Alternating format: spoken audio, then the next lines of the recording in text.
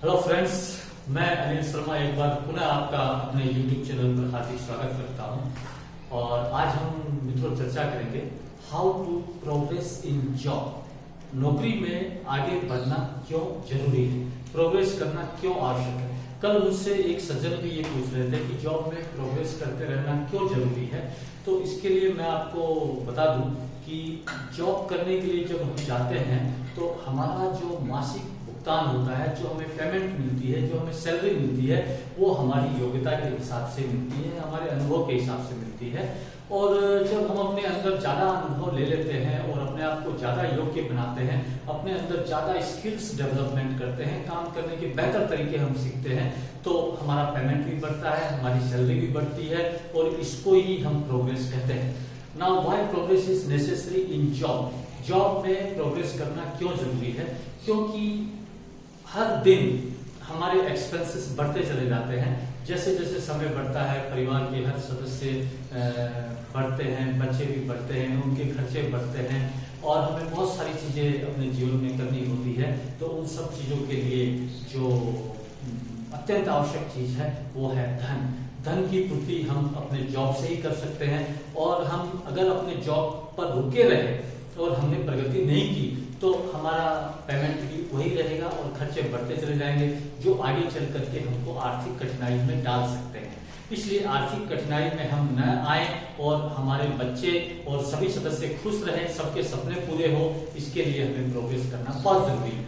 अभी नौकरी में प्रोग्रेस करने के लिए किन किन एलिमेंट्स का हमें ध्यान रखना होता है उसकी हम चर्चा करते हैं। Number 1, job should be according to our interest and according to our requirement. हम जहां पर भी जॉब करते हैं तो हमें यह देखना चाहिए कि उस जॉब की हमें पूरी नॉलेज है, उस जॉब के लिए हमारा इंटरेस्ट बिल्कुल सही है और उस नॉलेज, उस जॉब के लिए जो स्किल्स चाहिए वो सब हमारे पास है। इसके अतिरिक्त हमें ये भी देखना चाहिए कि जहां हम जॉब करते हैं वहां का वर्क एनवायरनमेंट सूटेबल होना चाहिए, प्लेजेंट होना चाहिए, हमारे अनुकूल होना चाहिए और हमारे काम की वहां कद्र होनी चाहिए और हमारा रेस्पेक्ट वहां पर इंटैक्ट होना चाहिए, हमारा रेस्पेक्ट वहां बना रहना चाहिए। अगर हम ऐसी जगह जॉब करते हैं तो प्रोग्रेस करने की संभावनाएं काफी उज्जवल होती है। We have better chance, sound chances for getting progress in the job. Second, जब हमने एक बार डिसाइड कर लिया है कि ये जॉब हमारे लिए सही है और हम इस जॉब के लिए अपने आप को बिल्कुल उपयुक्त पाते हैं तो हमें वो जॉब करनी चाहिए। उस जॉब के लिए हम कैसे प्रोग्रेस कर सकते हैं? सबसे पहले तो मैंने बताया कि हमारा लेवल बिल्कुल भी इंटरेस्ट का लेवल बिल्कुल हाई होना चाहिए। सेकंड, हमारी नॉलेज, हमारी स्किल्स, हमारी एबिलिटी उस जॉब के अनुरूप होनी चाहिए। तीसरी, हमारी personality, we should have a very pleasant personality. Pleasant personality का ये मतलब नहीं होता है कि आप रोज सच समझ करके कार्यस्थल पर जाएं।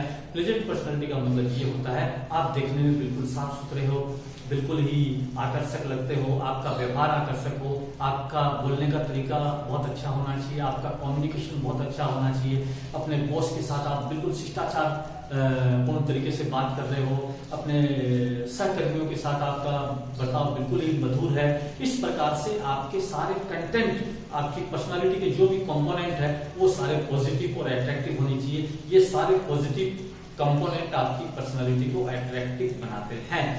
नेक्स्ट, समय समय पर जैसे जैसे आप जॉब पर आगे निकलते चले जाते हैं, समय बीतता जाता है तो आपके लिए कुछ नए काम भी आते जाते हैं। तो जब नए काम आपको करने को मिलते हैं तो आपको उस हिसाब से नॉलेज अपना बढ़ाना चाहिए, अपनी स्किल्स अपनी बढ़ानी चाहिए ताकि आप उस नए चेंज को, नए चैलेंज को ओवरकम कर सके, आप उस चैलेंज को एक्सेप्ट करके बढ़िया से उसको काम करें।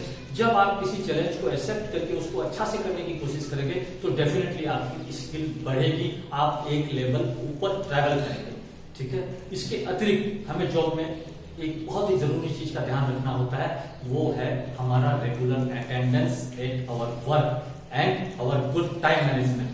हम ऑफिस में बिल्कुल रेगुलर अटेंडेंस दें। जब हमारा समय स्टार्ट होता है उससे 10-15 मिनट पहले छोड़ना चाहिए और कभी भी कार्यस्थल को समय से पहले ना छोड़े। हो सके तो आपका समय पूरा हो जाए उसके 10-15-20 मिनट बाद ही आप कार्यस्थल छोड़े और कार्यस्थल छोड़ते वक्त हमेशा अपने सीनियर को आप रिपोर्ट करके जाएं, उनको सूचित करके जाएं ताकि उन्हें कुछ कहना हो, आपसे कुछ जानना हो तो वो जान सकते हैं। इस प्रकार की आपकी habit will help you to maintain very good relation with your seniors and with your subordinates and with your colleagues.